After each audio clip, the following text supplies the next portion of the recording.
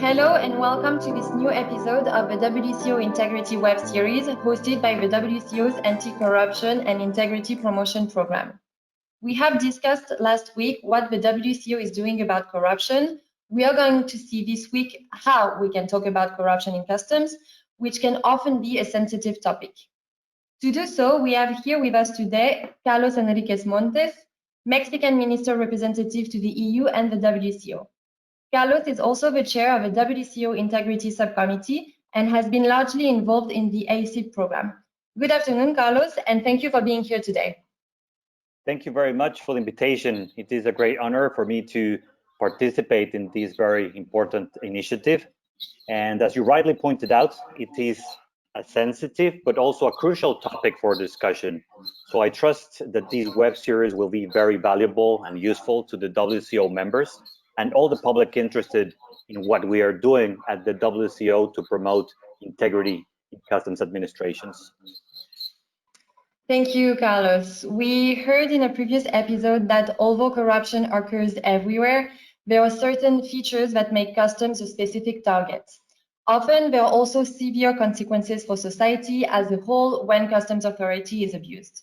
That being said, people often feel customs is unfairly or disproportionately blamed. How, therefore, do you propose we talk about this quite difficult subject? Well, as controversial or sensitive it can be, we must be able to openly speak about corruption. And the World Customs Organization has an approach that can really help us to get to this question head on. We should feel that we can talk about corruption and customs in the same sentence without bringing too much baggage. And this is an important thing to do, given the role that customs have and the impact that corruption in the environment can have. So I would say this is the why. Now we can discuss the how. So our starting point is that corruption is a human behavior. We acknowledge that when we talk about all the forms of corruption. Ultimately, what we're talking about is what humans are doing, our decisions, our choices, the way we behave. And starting from there, it gives us two opening points to tackle this discussion. First, we can speak collectively. As a human behavior, corruption is a problem that in one way or another, we all may face at some point in our lives. We also know it does not happen only in customs. And this is very important to acknowledge. It can happen in any sector or activity. And this also helps to start the discussion without necessarily singling anyone out or giving them reason to be defensive. In other words, there is no intention to blame anyone. Seeing this from the us problem perspective is also a starting point to acknowledge in a very pragmatic way that this is something that we all have a responsibility in addressing. Recognizing the collective action is key in approaching this issue. It is us and we, not you and them. Second, we can speak optimistically. Recognizing corruption is a human behavior, we know that human behavior is not static. It changes based on our context. For example, we act differently with our boss than with our children, or at least I would expect that. And this gives a window to acknowledge this is a human behavior that can be changed. We are not born with a corruption gene. We behave in a way that reacts to external stimulus, our context, the circumstances we're operating in. And the good news is that this context can be changed. By seeing corruption in this sense, we can feel encouraged to look at the next step in the process, which is what can we do to change human behavior? And this will lead us to feel more optimistic that things can change. So corruption, and I would say more importantly, integrity, is actually something to discuss and act on collectively and to talk optimistically about. That's interesting. You say we can talk about the topic optimistically, but yet we often hear, oh, this is such a big problem. I'm not sure we can do anything about that. That's just how it is.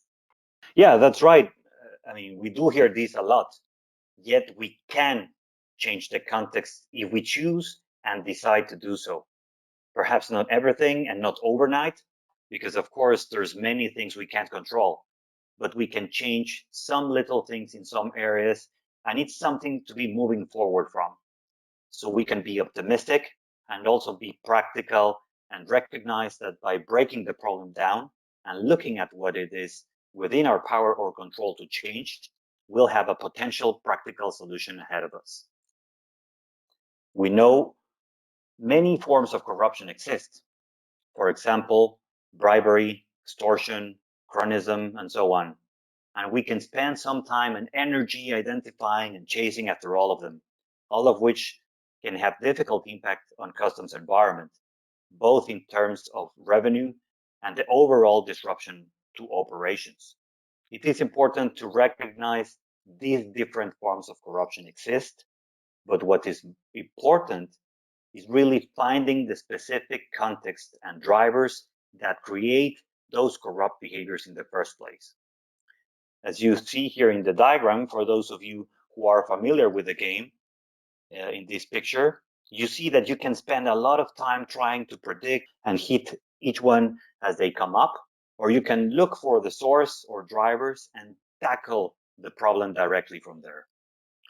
Over time, through various WCO integrity activities, and particularly via the WCO Anti-Corruption and Integrity Promotion Program, ACIP, which is funded by the Norwegian Agency for Development and Cooperation, NORAD, we have observed some common drivers to corruption in customs that arise from certain contextual situations. You might have already heard about them during the WCO integrity subcommittee discussions that we've had, or read about it in the WCO News magazine, which has published a series of articles related to integrity. And the most common drivers that we have observed are functional, desperate, expected, opportunistic, and coercive. Functional corruption can often occur when procedures are difficult, opaque, or burdensome. Given the sensitivity of trade to time and cost, these can often incentivize or drive people to cut corners. We see facilitation payments and other similar forms of bribery arising from this. So in other words, the power or corrupting the processes simply to put things in order or to get things done. And this is not a good thing to do. Desperate corruption is one of the trickiest. We see this in situations when staff are underpaid or experiencing some sort of financial hardship. They are driven towards corrupt behaviors simply in order to make ends meet. Expected corruption is when everyone else in the room thinks this sort of behavior should be the norm. An officer, for example, might not even think about committing a corrupt act until he or she is asked to do so. And they would not be asked to do so if there wasn't already some sort of expectation that the office is corruptible. Linked to this, we also often see a certain assumption that if you're not taking advantage of your personal situation like everyone else supposedly is, you are not being smart. Opportunistic corruption is when there are little or no controls. So it is easy to choose the wrong way. The money is right there on the table. Nobody's watching you. All you need to do is to take it. And finally, coercive corruption. This is when overwhelming influence from others can affect people's decisions and behaviors. There can be very direct coercion, even involving violence, or it can be indirect, such as the one we often see in political interference. So here we see how these common drivers can arise specifically in the context of customs administration and their operations. Yes, we saw some of those specific features of the customs environment in a previous episode. This is very interesting now to see how these can be linked with potential drivers for corruption. In that previous episode, we also learned about the WCO revised Arusha Declaration as a key policy document for customs administrations, looking to tackle the issue of corruption. We will also look at this instrument in more details in a future episode of this web series, but could you just share with us briefly if and how the WCO revised Arusha Declaration links with this discussion of corruption behaviors, drivers, and contexts? Yes, certainly. As previously mentioned, when we talk about corruption in customs, we can talk collectively, optimistically, and pragmatically. The 10 key factors of the World Customs Organization revised Arusha Declaration offer exactly that pragmatic approach. As we can see here, each of the contexts and drivers of corruption can potentially be addressed by implementing specific key factors that the revised Arusha Declaration recommends. For example, those drivers to functional corruption relating to a context of complex and burdensome procedures can be addressed by implementing changes under key factors that are related to regulatory framework and customs reform and modernization. These key factors focus on transparency, simplification, and harmonization of procedures, as well as maximizing efficiencies. So by effectively addressing these areas, the incentive to cut corners will be removed from the equation. So the drivers of functional corruption disappear.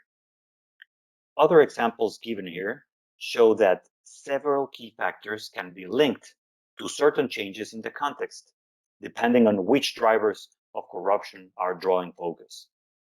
So this really is an excellent way of illustrating the intentions behind the WCO revised Arusha Declaration, as it helps provide changes in the context that will, in turn, change behaviors in a customs environment. Thank you, Carlos. It was an insightful presentation that laid a picture of several other points that we will tackle in more details in future episodes. We hope you liked this new episode of the WCO Integrity web series, and we'll see you soon. Thank you.